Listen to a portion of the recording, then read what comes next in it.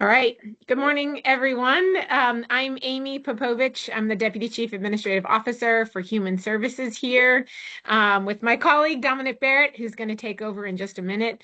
You'll hear, sorry, a few dings here as folks are joining, but we want to make sure we're jumping in and holding to our time today. So, as you all have probably seen, we're excited that City Council officially approved the last component of our grant making process on Monday night. And so we're here today to make sure you all are informed, a bit. And if you can go to the next slide, Dom, we'll just go over the agenda here. But we'll talk through a little bit about the history of why we have transitioned from our non-departmental grant process to our Richmond Thrives grant making program. And then we'll talk about our city role and priority areas. We heard from many of you about different questions and answers, and also wanted to just make sure folks were really clear on what we know about the process moving forward. And then we'll connect to our three grant makers to be able to talk through their details about the grant maker and timeline. We have very clear timelines for you all that we'll share as well. So excited about that part. Okay, next slide.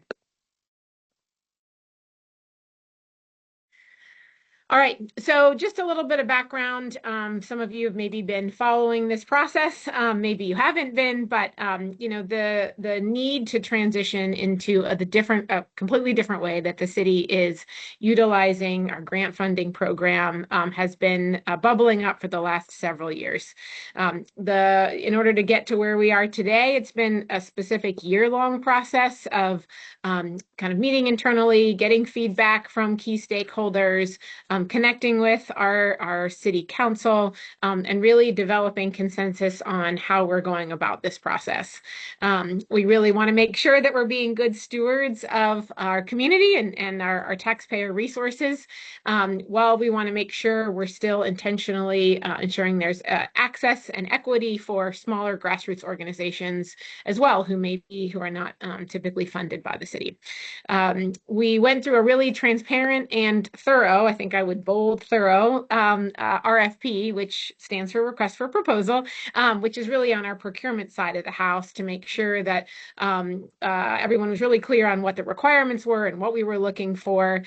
We did have expert local grant makers a part of the process as well, and really ensured that the organizations that were applying, that the goal really being that we're utilizing grant makers, three of them who have lots of experience in grant making, and not only the application process, but the ability to look at reporting and then long-term outcomes as well. In our, somewhere between 70 and 80 individual grants, we really weren't able to look at the whole picture and really look at some of those outcomes that we're looking for.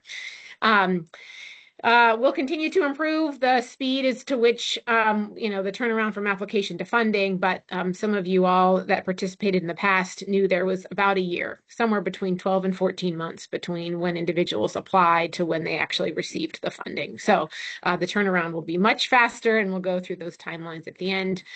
We also had some subject matter expert review, both internally and in the community, as we did this as well, ensuring that, as we were going through this process, we were really able to bring you today and finalize with organizations who have really qualified and expertise in some of these areas.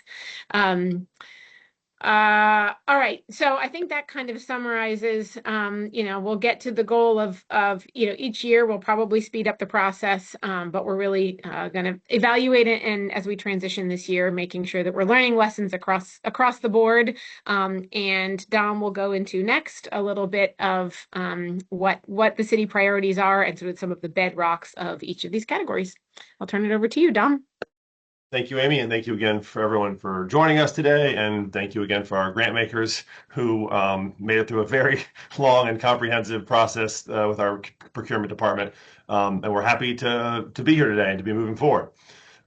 So wanted to sort of clarify a little bit about what the city's role will be and won't be with this transition and with this new process, and then talk a little bit about sort of the priority areas.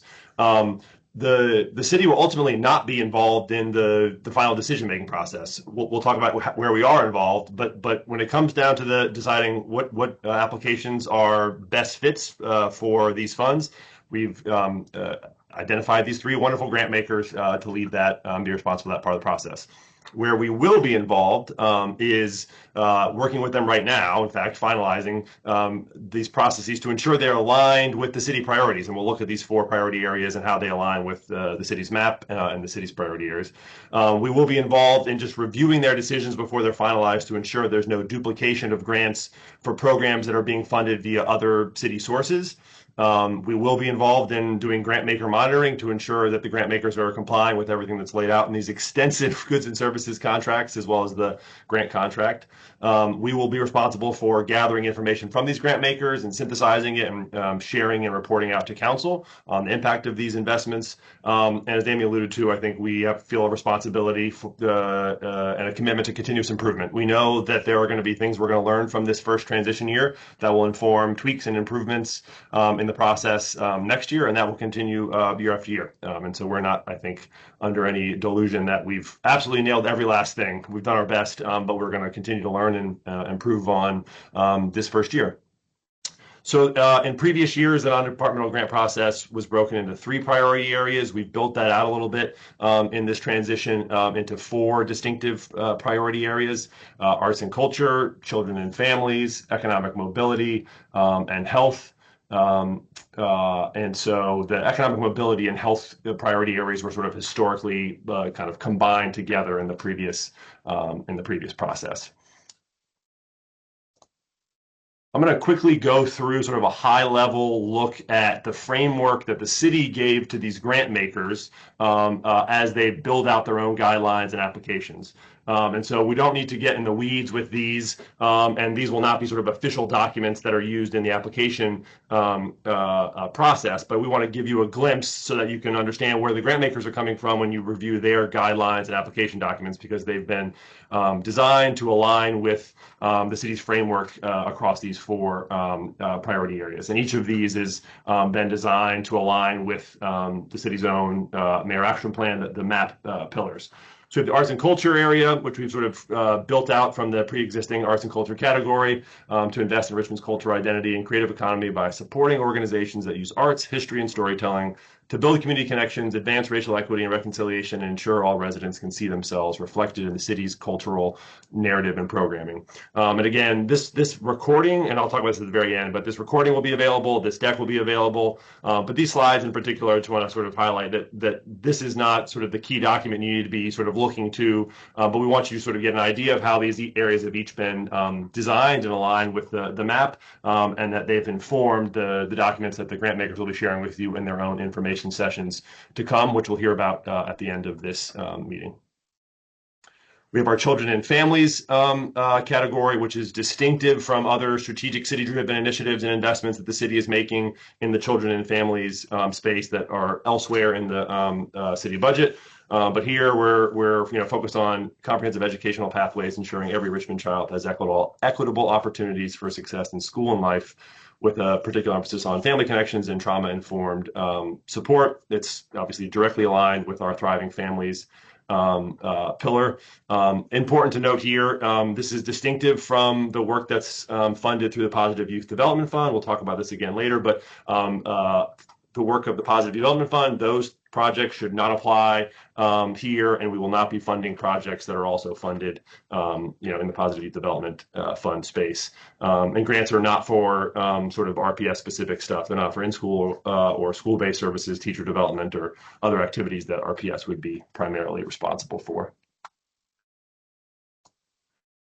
Our biggest category, economic mobility category, creating pathways from poverty to stability to wealth building, with emphasis on reducing economic inequities by race and geography. This aligns with multiple pillars, the 2 most prominently being thriving economy and thriving neighborhoods. And to sort of oversimplify things, you could group the work here into these 3 spaces around employment and poverty, helping residents move from crisis through thriving, and housing and homelessness support. A note here, similar to the note in the last slide, we will not be making investments in this priority area for brick and mortar, new unit construction, or acquisition. Those city investments happen through a variety of channels that are managed through the Housing and Community Development Department. And then our last category, our health category, supporting programs and services that improve health outcomes and reduce health disparities in Richmond. Again, this is aligned, carefully aligned with multiple MAP pillars, thriving inclusive communities and thriving families being the key pillars here. And this will be sort of an expansion and a building on the investments the city was making in the health equity fund space there, with some of the key expansions beyond what was previously in the health equity fund space, including services and supports for older adults and individuals with disabilities, and then our environmental justice work. Okay. Basically, everything we've built into our brief agenda today here has been heavily informed by the questions and comments we received from you all in the registration, as well as prior to the formal registration. And so want to hit on a few key of those items right now before then passing it on to the grant makers. So, as I think Amy alluded to, this is a new process, and it is necessarily not going to look like it previously did, because the city is removing itself from sort of the direct involvement in the review and decision-making process.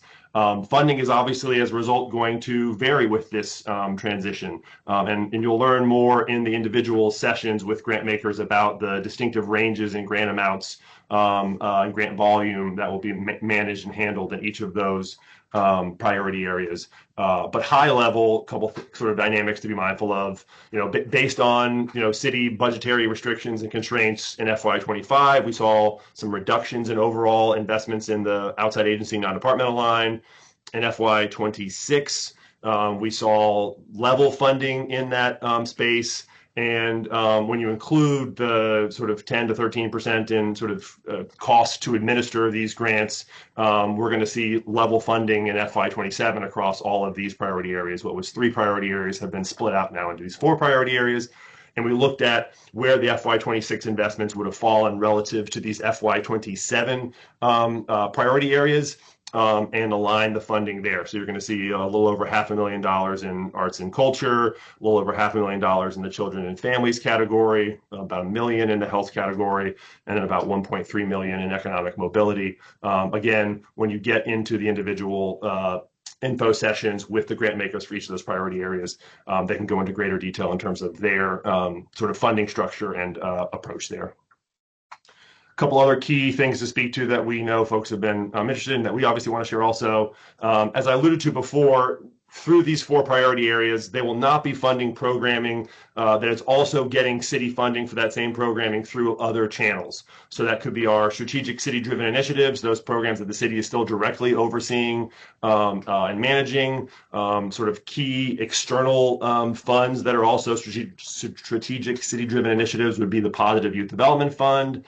We're not going to be funding initiatives that are also being funded by our Housing and Community Development Department grants, the CDBG grants in particular, but they have a couple other, grant programs that they're making investments in. Our Office of Opioid and Substance Use Response has a small grant program. If you're getting a grant for a program for that, we wouldn't also fund that exact same program here. And the same would go for the Safer Communities grants and the grants that are managed by the Office of Sustainability. Conversely, however, we've heard some questions concerned about what if I am already getting funding from one of these grant makers from a non-city grant opportunity that they offer. So if you are already getting funding from that grant maker, that does not make you ineligible for this city opportunity that they are managing. Conversely, if you've been rejected or were ineligible for one of the grant makers' other funding opportunities, that does not necessarily mean you would be rejected or ineligible for this opportunity. These will have distinctive, eligibility criteria and distinctive focus areas, and they are separate from any other grant opportunities that these grant makers may be managing. A key thing to note is organizations may apply to only one priority area and for only one submission, one application in this cycle. So one application, you pick your priority area where your work is the greatest fit and may submit one application to that priority area. Organizations, entities may use a fiscal sponsor, however, and that fiscal sponsor will need to be an eligible entity themselves to apply in partnership with an entity that they are sponsoring or supporting. And in cases where a fiscal sponsor is doing work themselves, that would be the exception where they could apply for themselves for their work, and then as the fiscal sponsor to pass through funding, but to take full responsibility as part of as being the fiscal sponsor for the work done by the sponsored entity.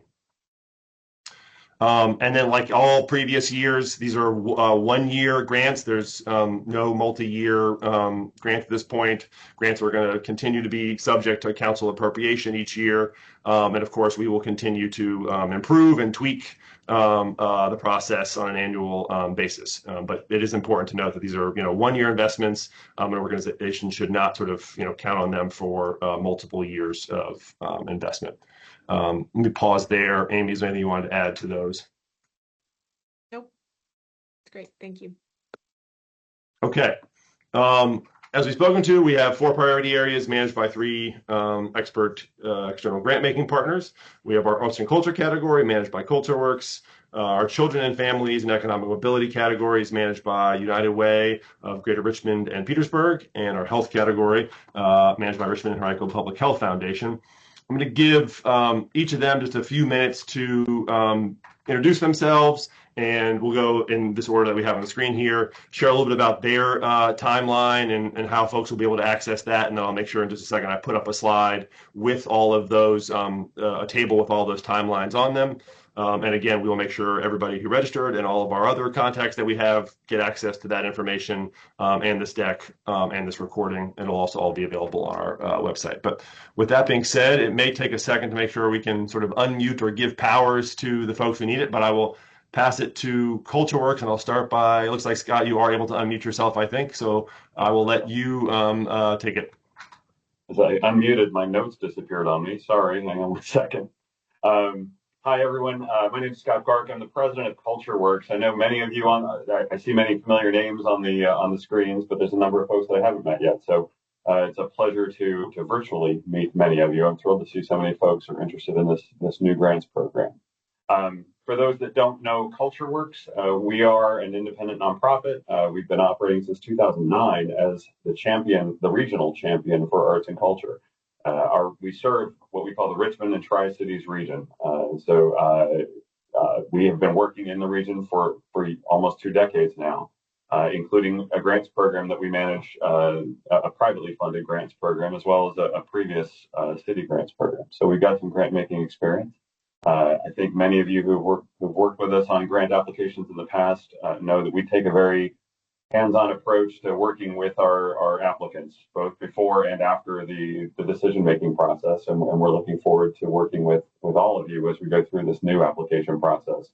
Our mission is to strengthen artists and arts and culture organizations to drive a greater impact in our community. And we think that aligns beautifully with what the city has laid out in terms of this grants program and its goals. So we're looking forward to investing the city's dollars in nonprofit organizations that are driving an impact that aligns with the pillar that Dominic already outlined. I think that's enough about us. In terms of what to expect next with respect to the arts and culture grants under this Richmond Thrives grants program, we will be aiming to publish our guidelines on our website at richmondcultureworks.org/grants.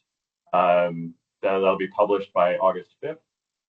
Then we will have an information session on August 11th at 11 a.m. And we'll be emailing out more information through the city. To the folks that have registered for this, we'll be getting an email out with more details. But that'll be August 11th at 11 a.m. And that'll be a chance to really dig through any questions you have about the guidelines that we've already published, which includes all of the eligibility details. And it will include all the questions that we'll be asking in the application. So you'll have a chance to really see what we're going to be asking, as well as how your grant applications will be evaluated. We'll have the rubric for how we're going to be scoring those applications, and a description of the review process, which includes a community panel that'll be making those decisions. So from there, once after the information session, then we expect the portal to open August 17th with applications due by September 15th. And then from there, expect to be making notifications in the late November timeframe, and then awards by mid-December, as you can see on the slide here. I think that's everything. Dom, was there anything else you wanted me to cover? I think that's perfect for now. Thank you so much, Scott. We appreciate you. Great, thank you. Well, that being said, we will pass it to the United Way and to Katina, assuming she has also access and power to unmute herself, as I think she does. Good morning, everyone. I'm Katina Williams, Chief Impact Officer here at United Way, where we seek to create a region where all people can thrive. So many of you are familiar with United Way. Some of the partners on the call we are very familiar with. We're very happy to partner with the City of Richmond and covering grant making for the Children and Families pillar and the Economic Mobility pillar. If you take a look at the screen, our timeline, our applications, both programs, both pillars will open up on August 10th. You'll have the opportunity to choose which pillar in the portal that you are applying for. On August 3rd, live on our website, yourunitedway.org, we will have a Richmond Thrives grant making program page where it will have this information available to you of when the application will launch. It'll have the link to our portal. It'll also have a link to register for our information sessions, which are going to be held on August 20th and 26th. I would like to emphasize once again what Dominic mentioned. If you are or are not a funded partner currently of United Way, that has no impact on this process and vice versa. We will have a community panel that will be making the recommendations for our funding that will be meeting once the application window is closed. We look to notify folks mid-December and the disbursements to come out mid to late December. That's it, Dominic. Thank you so much, Katina and United Way. One quick thing before I pass it to Richmond and Henrico Public Health Foundation.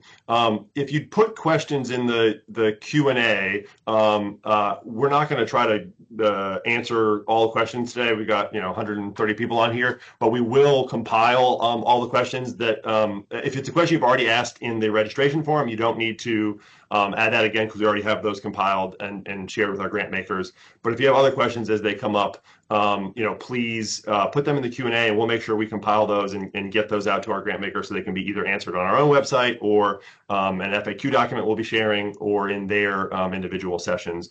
But to the two that are up there right now, just as we pass it, actually, I won't try to answer those right now. I'm going to pass it to Delaney, and then please put those questions in the Q&A feature, and we'll make sure we compile those. With that being said, we'll go to our third grant maker, Richmond Henrico Public Health Foundation. Thanks, Dominic. Good afternoon, everybody. My name is Delaney Savage, and I'm the interim managing director here for Richmond and Henrico Public Health Foundation. So for those who might not have heard of RHPHF, we are a 501c3 nonprofit, and we were established in 2021. Our main goal has been to develop and mobilize resources supporting health and health equity. And in just 4 years, we have done a whole lot of grant making under the third municipal health equity fund in the nation. And we really tried to model a community-centered and trust-based philanthropy. So we have operated under the name the Health Equity Fund, and that fund got started by the American Rescue Plan Act funding, which was federal legislation that addressed the ongoing impacts of COVID-19, focused on things like the economy, public health. A lot of y'all already know this. But in 2022, Richmond City Council kindly allocated $5 million to the program, and that's what we have been operating under so far. And we're very excited for this next phase of growth and partnership with the city. So far we have invested over $4.5 million across 37 partners, and we are so proud of each and every one of them. We are one of the most active health equity funders in the region. And the biggest thing that we're working towards is just making sure our process is accessible for all of our applicants, and that will continue in this new process. So we are planning on a 5-week application window that includes things like technical assistance and prioritizing plain language applications, things like that. We really fund based on trust and not red tape. So we're hoping we can, move into this new space with transparency and efficiency. So just a little bit of background about our staff. On our day-to-day, we have myself as the interim managing director, and I'll be providing some oversight and helping with the programming. We're also excited to bring on a grants coordinator, who will be supporting applicants and grantees. And then we have some other staff who will be doing things like helping with funder relationships, grant writing, and operations. that kind of thing. So to give a little bit more about the process, and then I'll finish up with some timeline. We do a dual review process, and that's what you can expect moving forward. So we engage both subject matter experts in the public health space who are really professionals in these different focus areas. And we also have the heart of our model, which is the Community Advisory Committee. That's a group of Richmond residents who make the final funding recommendations for every single HEF investment. And since our inception, the CAC has reviewed almost 200 applications, and every single HEF project that has been invested in has been selected by those community members. So we're really shifting the power from traditional gatekeeping and funding and towards people with lived experience in health disparities, so that authentic community relationship is really where we want to stand with from our HPHF's approach. For key dates, you'll be able to see these over the next few days. We'll be posting them on our website, as well as some sign up opportunities for our workshops and office hours that we'll be providing during the application window. But for the question everyone wants to know, as you can see on the slides, our application will open on August 24th and close on September 25th. So that 5-week window. Right before the application opens on August 18th, we will be holding an application workshop. And then during the application window, we will be holding office hours, which can just be drop-ins for questions, and those will be on September 2nd and 10th. We will be reviewing those applications during October and November, with award decisions, contract development, and fund dispersal happening in December through early 2027. So again, we'll be releasing that sign up link on our website, and we'll be providing some additional communications through things like eligibility, funding tiers, all that good stuff. But we'll be working hard to continue strengthening this model over the next 5 years. And yeah, we are very excited to be here. Thanks, Dominic and Amy. Thank you, Delaney and Richmond Henrico Public Health Foundation. I do want to avoid sort of opening up a can of worms where we're not going to be able to answer everybody's questions, but I do think there's a few kind of high-level things that are worth sort of clarifying or reiterating that we spoke to at the beginning. So if you are getting funding for one initiative or program from one of these other sources, whether it be a housing community development grant or a positive youth development fund grant, you could still apply. Your organization could apply for a different program. We're not going to duplicate funding of the same initiative or program. And also want to clarify, within these 4 priority areas, organizations will only be able to apply to one priority area for one application. And so the city will be screening as the grant makers accept and receive applications. We'll be working with them to make sure there's not been any duplicate applications, or that there aren't applications for programs that the city is funding elsewhere. We will. There will be some obviously distinctive eligibility criteria that's going to be unique to each grant maker, and so you'll get that information directly from their materials. But we will be posting on our website, and I can drop the link in. Everybody should have it, but I can drop the link in again if somebody already hasn't here. By the end of the week, we will have this recording. We'll have the deck, so all of the slides that sort of also help you frame up these 4 priority areas. You'll get more detail, and it's more important that you get that information, from the grant maker in terms of the guidelines and application documents.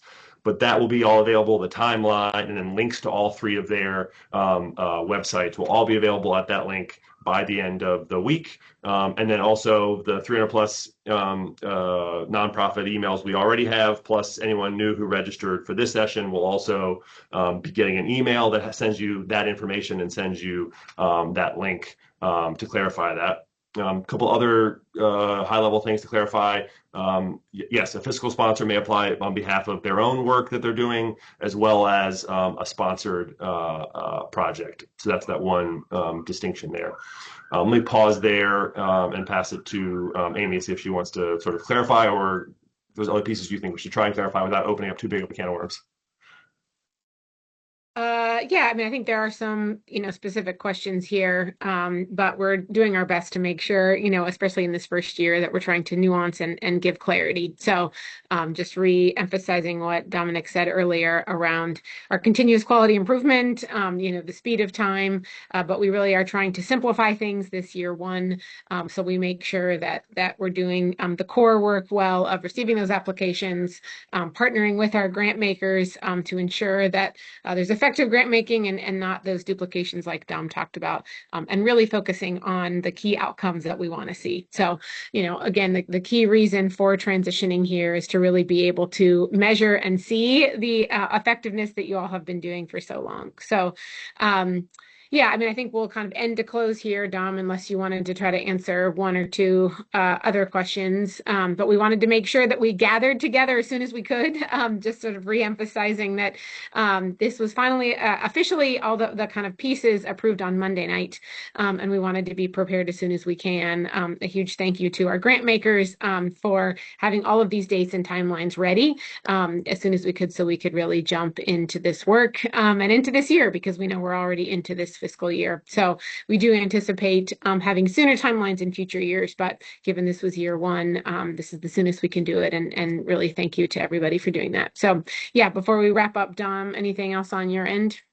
I'll just speak to a couple more sort of high level ones to clarify here, but also say feel free to put additional questions. Even after we wrap here, you can keep dropping questions into that chat if you have them, and we'll make sure they get compiled. And most of them we can probably answer in a condensed, sort of aggregated FAQ document, but others will make more sense to be directed directly to those grant makers during their individual opportunities. But yes, these are open only to nonprofits, and no, each grant making organization is not offering opportunities in all four of those priority areas. It's just arts and culture, one arts and culture opportunity managed by CultureWorks, one children and families, and one economic mobility, both offered by United Way, and one health grant opportunity managed by Richmond Henrico Public Health Foundation. So yeah, please do keep dropping these questions in here, and we will make sure that you get them answered. Most of them we will be able to answer them, I think, in this summary FAQ document for you. But again, there'll be some that are a little more nuanced, that are more appropriate to be directed to the grant makers during those individual opportunities there. Yes, and the last thing I'll say is to say thank you. I mean, I think a lot of you all we've talked to you in the last year, in some cases a lot longer than that, about ways to continue to improve and strengthen the city's grant making process. I think that the city is unique in terms of the volume of grants it's giving out, at least in this region, and we are proud of that, but also want to make sure we are doing the best with those resources and those investments. And we've known there's ways to improve that, many of which can't happen sort of inside City Hall, and need the support of external grant makers who have that capacity and have that expertise, and don't have some of the same limitations that the city faces. And we knew that with this transition, there was going to be no way to do it perfectly that would meet everyone's desires and preferences. But we think this transition will hopefully lead to a better process for everyone, better outcomes for the city. And so we are really, really grateful for that. And we will continue to welcome your feedback throughout this process and throughout this year, so that we can continue to improve upon it. So I'll just echo what Amy said, and say thank you so much. And thank you for continuing to put the questions in here. And I promise you, we will compile them and get as many answered as quickly as possible, and then let the rest be answered by the grant maker. So with that, I think we'll wrap, unless there's anything else you wanted to say at the end, Amy. Yeah, I'm just going to emphasize our website. So that's where all updates, all information will be, so that everybody has access to it. So we've put that website in this chat here. That's the main place to check and get all of our updates. So if you want information on these dates, we'll post this PowerPoint, FAQs, our grant makers information, so that way nobody has to worry about missing an email, but everybody will know to check the website. We'll continue. If there's updates that we need to continue to post throughout this year, so go ahead and pin this website and make sure that you're checking that, and we'll make sure to update it regularly. I saw that seems like if the Q&A isn't working, yeah, just put the questions directly directly into the chat, and we can gather it from there. And I just wanted to end with a thank you to you all who came today. So many of you all have worked in Richmond too for a long, long time, really focusing on our residents and supporting them where they are. And we just really thank you for the work that you do. Excited to continue to support that work. And we'll be here. We'll make sure everybody's questions get answered in the weeks to come, and appreciate your time today. So